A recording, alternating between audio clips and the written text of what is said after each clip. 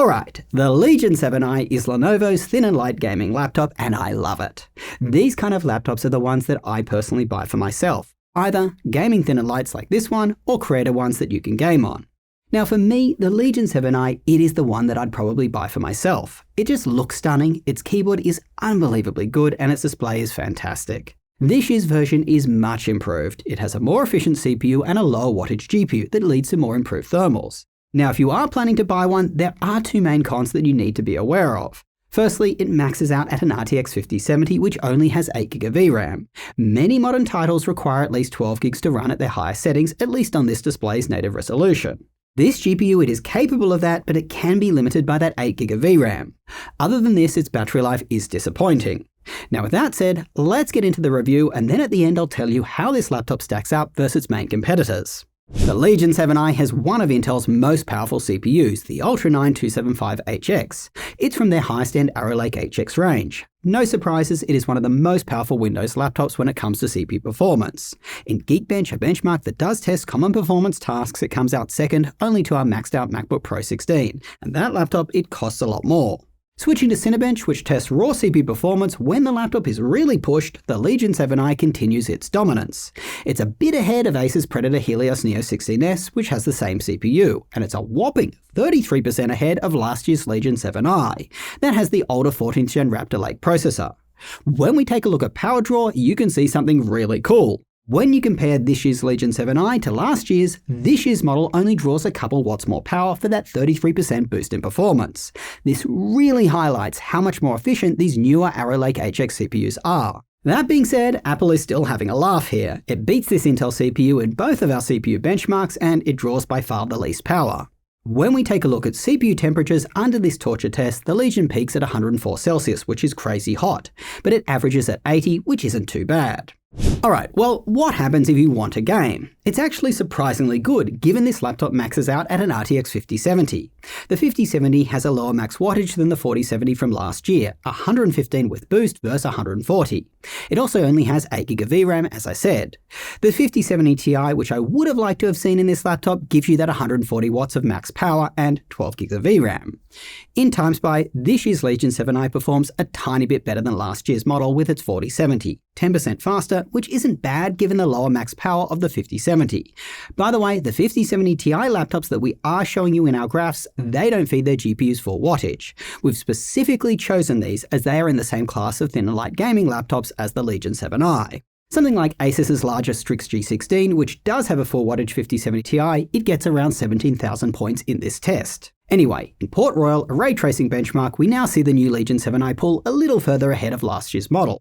In Cyberpunk at ultra settings with DLSS upscaling on and FrameGen on, we see it do very well in terms of average FPS, but there is a huge drop in 1% lows.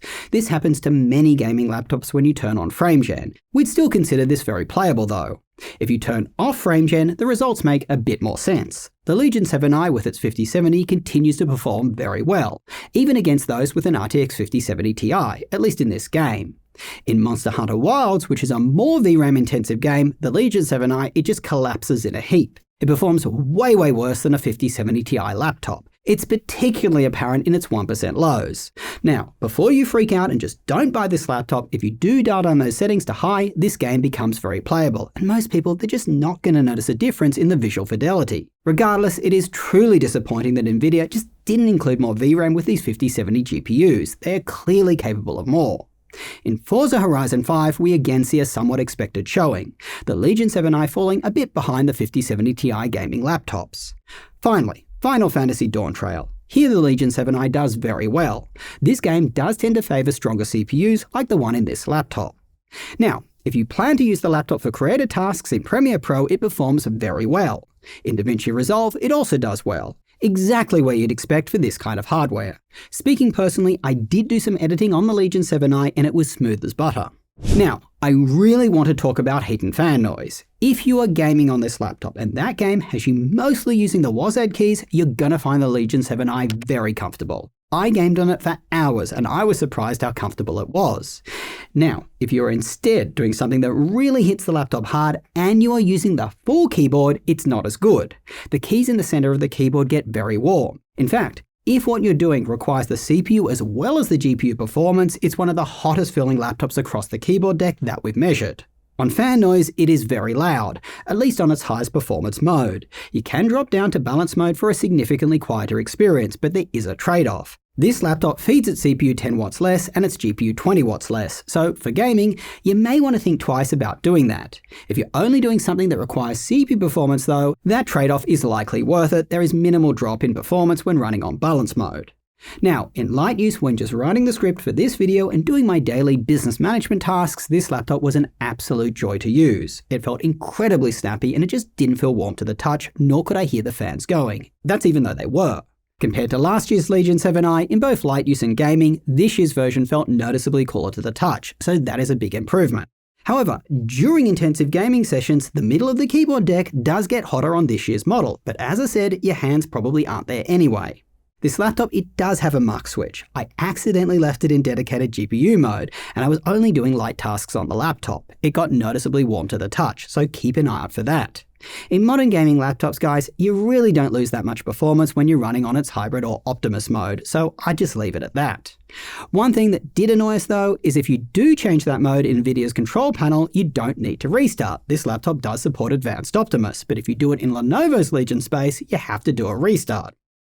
When you unplug the laptop and run it on its battery, there is quite a drop in the laptop's max performance. That being said, a Cinebench score of over 1,300 is still pretty darn good. In terms of battery life, the Legion 7i is a little disappointing. It actually lasts slightly less than last year's model, which really surprised us given that this newer CPU is more power efficient. We did retest this and we got the same result. Look, it's not the worst battery life we've seen in a gaming laptop, but it's also nowhere near the best. It's a factor of putting in that powerful Arrow Lake HX CPU inside this laptop. Other similar laptops with lower power Arrow Lake H CPUs, they last longer.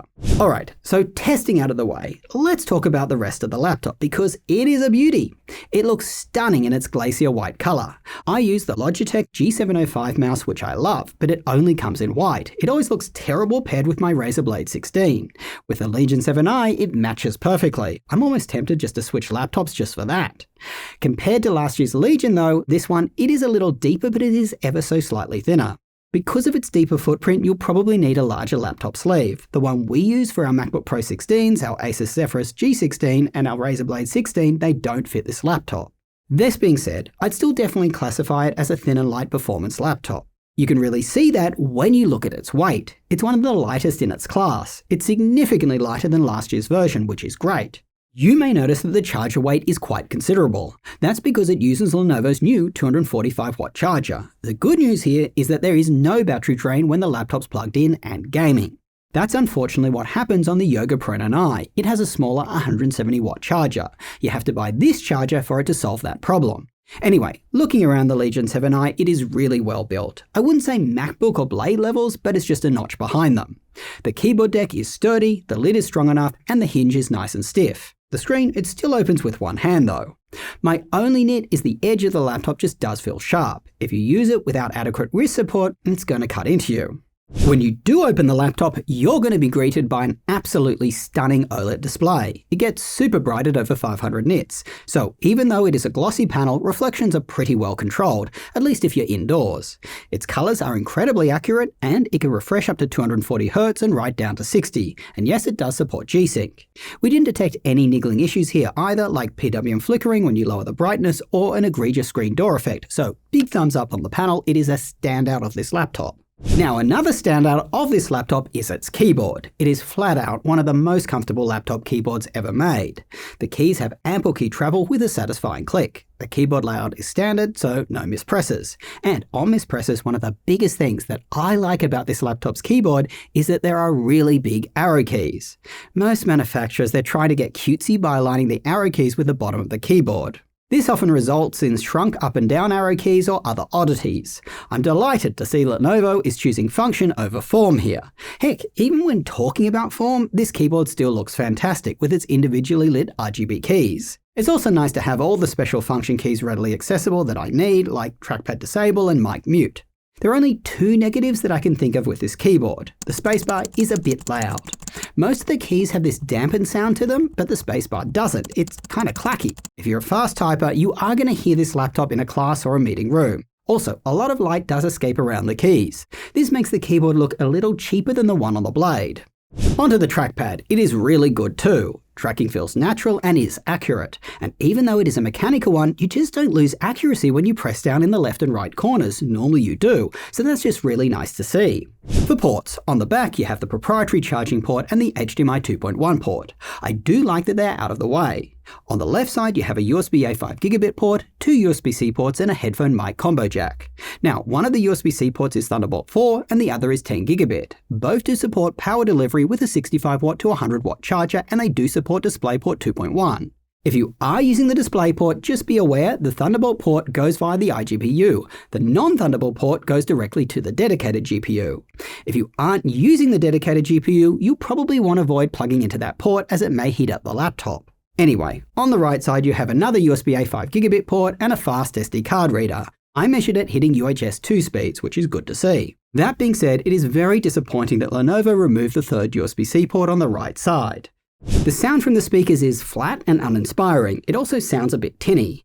I tried the Nahimic app, and when I switched from music to the movie setting, I did notice an improvement. Specifically the soundstage, it just became more immersive. That being said, guys, there was still no bass, and honestly, we've heard better speakers before in high-end laptops. Take a listen.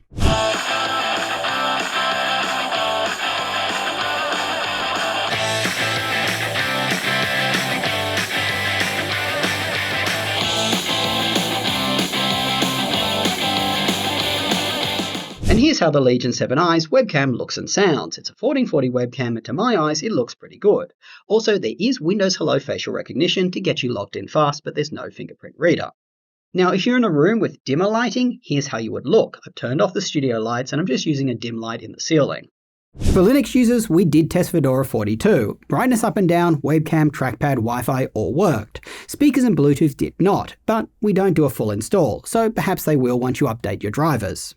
In terms of upgradability, very good news. The RAM is upgradable. You also have 2 SSD slots that can support both a small and large size. You also have a replaceable battery and a Wi-Fi 7 card. Lastly, this laptop comes pre-infected with McAfee's antivirus. It's always got these pop-ups trying to scare you into buying their subscription. Guys, Windows, it comes with antivirus. You really don't need this. And it's pretty disgusting that its pop-ups don't actually pay attention if you've turned off notifications. They just still keep popping up anyway.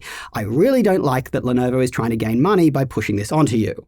Well, that's the review. In my mind, this Legion 7i is one of the best thin and light performance laptops that you can currently buy. If you are comparing it to Asus's very popular Zephyrus G16, here's the main things that you're going to notice that are better on the Legion. It has a significantly brighter display and a more comfortable keyboard. Now, the G16, it does give you options for high-tier GPUs like the 5070 Ti and 5080, but beware, it doesn't feed those full wattage. So, the 5070 Ti in the Zephyrus, it doesn't beat the 5070 in this Legion by as much as it should. Also, the G16's keyboard deck, it doesn't get as warm under load, its keyboard is centered as it doesn't have a number pad, and that whole laptop is just a little bit smaller. The Acer Predator 16S is probably the one to get if you want the best overall performance in this category of laptop, but it does get the warmest and is the loudest of the bunch. Its battery life is also horrendous. Other than that, you got Razer's Blade 16, which is somewhat a similar laptop to the Legion 7i. Great screen, great keyboard, doesn't get overly hot while gaming. That's for games that heavily use the WASD area. It certainly does elsewhere. That laptop, the Blade, it can beat the Legion 7i though, as it can be had with full wattage high-tier GPUs. However, the Blade's CPU performance is mediocre, especially for this kind of laptop. It can also be unstable with niggling issues and just terrible support. And the Blade is more expensive. So, what would you buy? Guys, I'm torn between this Legion 7i and my Razer Blade 16.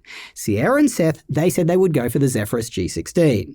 But no matter what you buy though, make sure to check out our website bestlaptop.deals. We track prices right across retailers to ensure you're getting the best deal. We just added some cool new features too. You can see the price that each retailer is selling the laptop at, and you can now set custom price drop notifications so you won't miss out on big sales. Till next time, go do something awesome with your day, and I will catch you later.